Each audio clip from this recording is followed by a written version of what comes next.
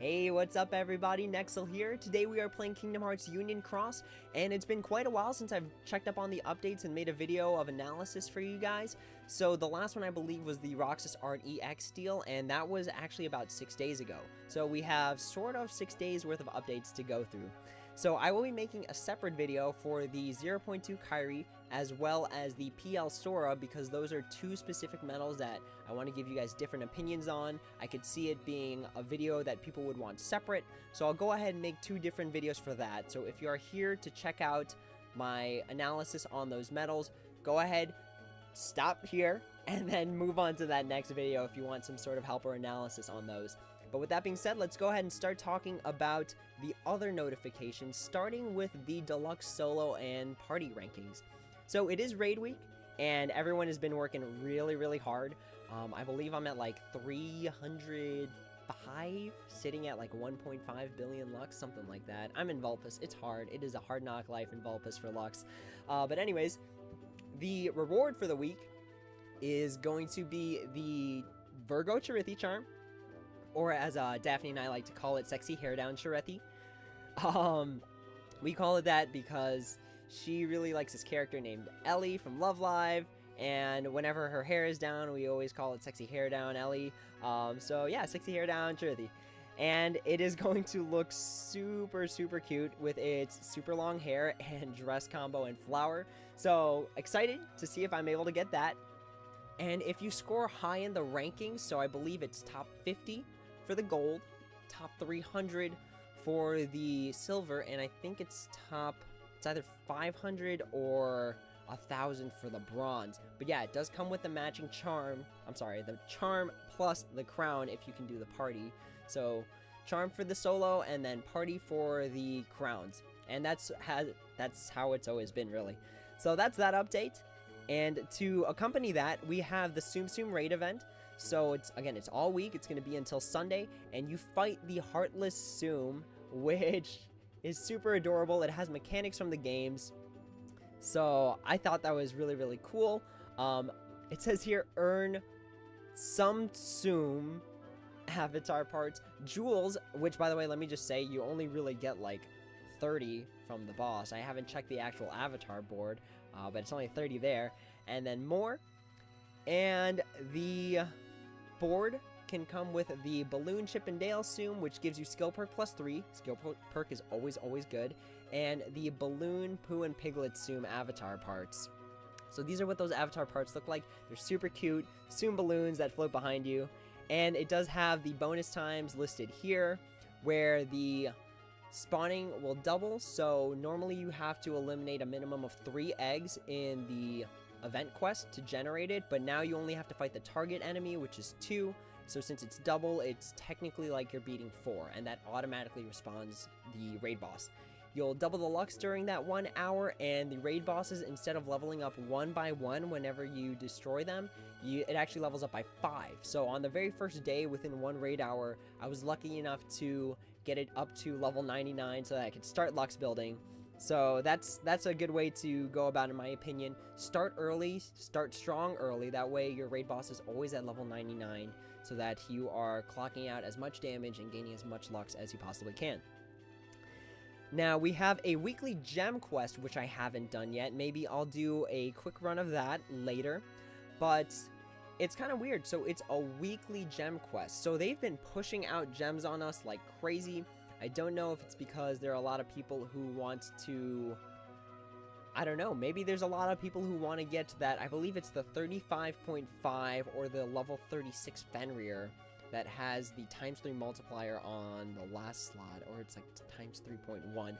But yeah, they're really pushing these gems out, and for us to have a weekly event for it now, about a year ago the gems first came out, so this is pretty exciting. I believe you only get 30 jewels from the quest, though, unfortunately, for meeting the objective. So yeah, that's that event. Again, maybe I'll try and see if I can do a separate video for that. For the VIP this week, we are going to have 7 magic brooms. So that's always good. We always get either the brooms or the mirrors at this point. And then the illustrated Pride Land Sora, again, we'll talk about that later, because that is a whole different monster to tackle, because it's such a good medal. This announcement's a little bit late because everyone already got their jewels, but, well, everyone for the most part. But if you're new and for some reason you're watching this video, you get 15,000 jewels right off the bat as long as you log in before October 15th.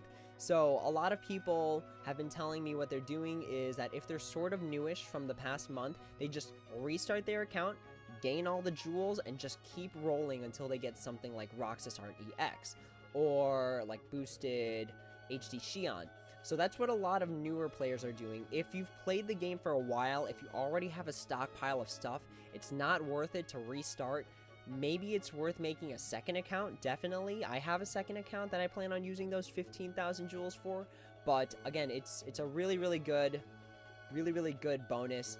Thank you so much, Square Enix North America, for the present for the 15th anniversary of Kingdom Hearts.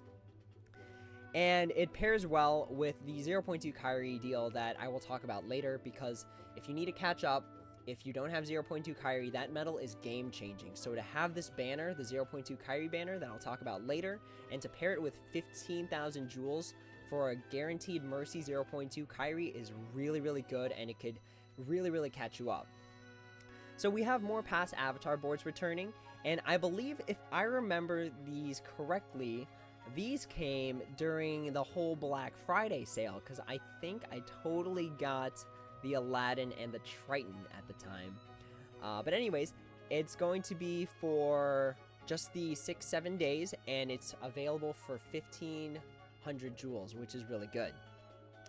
Unfortunately, the skills are sort of outdated. So for King Triton and Ariel, the main thing that you're getting here is going to be those plus skills. We haven't seen them in quite a bit, so just a quick explanation is that the plus skills work similarly to sleep or paralysis or poison, where they will hit the enemy with a status affliction. However, with the original skills, they only activated with a tap attack. They didn't activate with the special attack, and it didn't work for area of effect.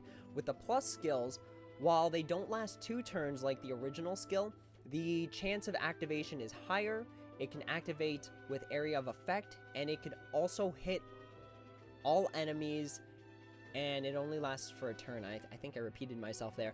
But yeah, so it's a lot better because you can use it with special attacks. So if you use it with a special attack that does area of effect, for example, a good use is putting Paralysis Plus on a Kingdom Hearts 2 Kairi if you have a second copy that you don't plan on fusing.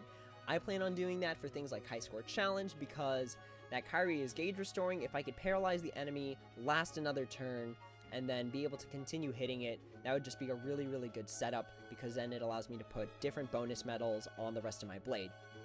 So that's how the plus skills work. Remember that sleep only works in the last slot. So if you use it anywhere else, and then you, let's say you use it on the second medal, and then you attack with the third, the enemy will wake up. So be careful how you use sleep, because I don't want you wasting it on something really early on thinking that it will last for a long time. With the Aladdin and Jasmine, really, unfortunately, nothing on this is worth getting unless you like the Avatar, because I totally bought the Aladdin one for the Avatar. So, unfortunately, the attack price plus skills are outclassed by gauge restoring medals like PL Sora, like Key Art 11, like KH2 Kairi. So, unfortunately, attack price plus isn't as relevant. If you don't have any gauge restoring medals, it could be a good investment for you, especially if you gave into the World of Final Fantasy banner, because having a medal that deals superior damage to all enemies and then giving it attack price plus can net you a lot of gauges back in order to use further down the line. But yeah, apparently they thought it was a good idea, but unfortunately it's just grossly outclassed right now. Maybe it's because they want to push out more gems and then try and give some skills with it at the same time. I'm not really sure, but that is that one there. And lastly, for our general updates, we have story quest updates, and I totally played them earlier, and I was super upset.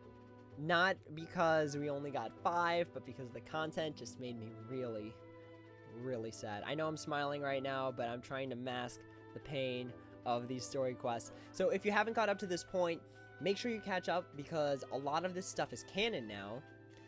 And if you want to feels train with me, go ahead, write in the comments below. We can totally cry out together. I am okay with that.